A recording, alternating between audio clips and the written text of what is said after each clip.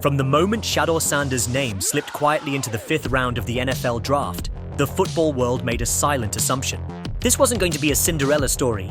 This wasn't going to be some overnight sensation that turned the league upside down.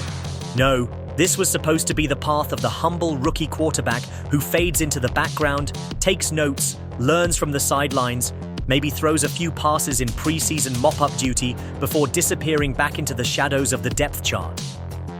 But what just unfolded at Cleveland Browns minicamp didn't just rewrite that assumption, it shattered it into a million pieces. Because Shadore Sanders didn't just show up to practice, he took over. And now, the entire Browns organization, from the coaching staff to the locker room leaders, is buzzing with one question. Did they just stumble into the biggest steal of the entire 2025 NFL draft? Think about the Cleveland Browns quarterback situation for a second. This wasn't a roster starving for a young, raw gunslinger to step in and save the day. No, this was a quarterback room already stuffed to the brim. You've got Deshaun Watson, the controversial but undeniably talented veteran still looming over the depth chart. You've got Joe Flacco, a Super Bowl MVP and a steady hand who's been in every possible situation an NFL quarterback can face. You've got Kenny Pickett, hungry to revive his career. And to top it all off, you've got Dillon Gabriel, a flashy, high-profile rookie out of college with a highlight reel that made fans dream of the next great dual-threat QB in the league. By all logic, Shadore Sanders was supposed to be invisible in this mix. The quiet project quarterback. The kid who'd be lucky to even dress on game day. But logic didn't account for what Shadore was about to do. It happened during one of those move-the-ball periods in practice. These aren't just casual drills. These are the moments when the coaching staff studies every decision, every throw, every snap with laser focus. This is where jobs are won or lost. And in a move that turned heads instantly, Shadore Sanders trotted onto the field, ahead of Dillon Gabriel. This wasn't a clerical mistake. This wasn't a coach mixing up the order on the rotation chart. This was deliberate. This was the coaching staff sending a message, not just to Gabriel, but to the entire locker room. And when Shadore stepped under center, he didn't just blend in. He commanded the offense like it was already his. Precision on deep digs, perfectly timed out-breaking throws.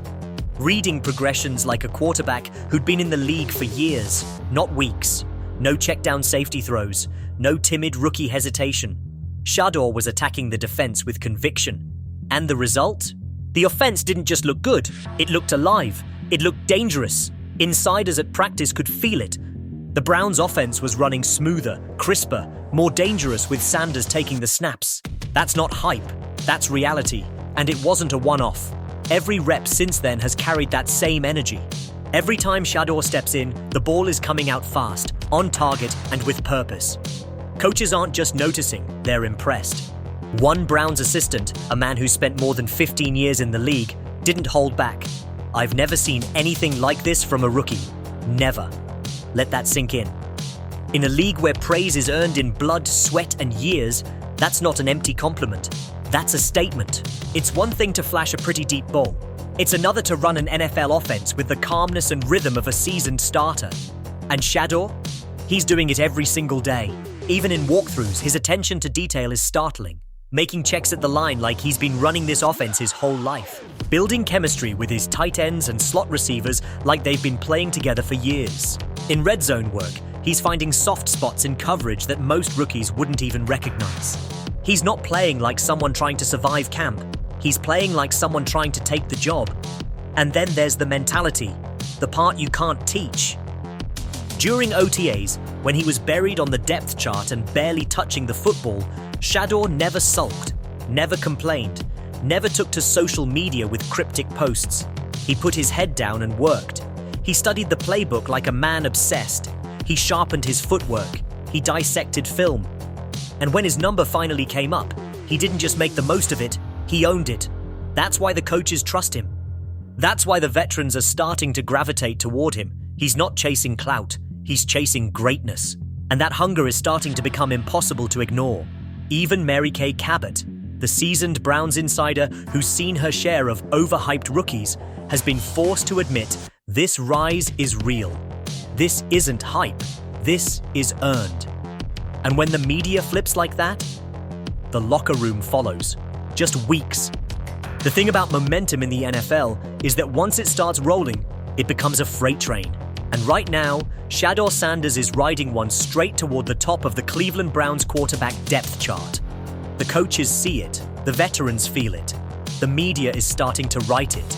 And if you think this is just another rookie camp headline that will fade when the real season begins, you haven't been paying attention to what's actually happening inside the Browns facility.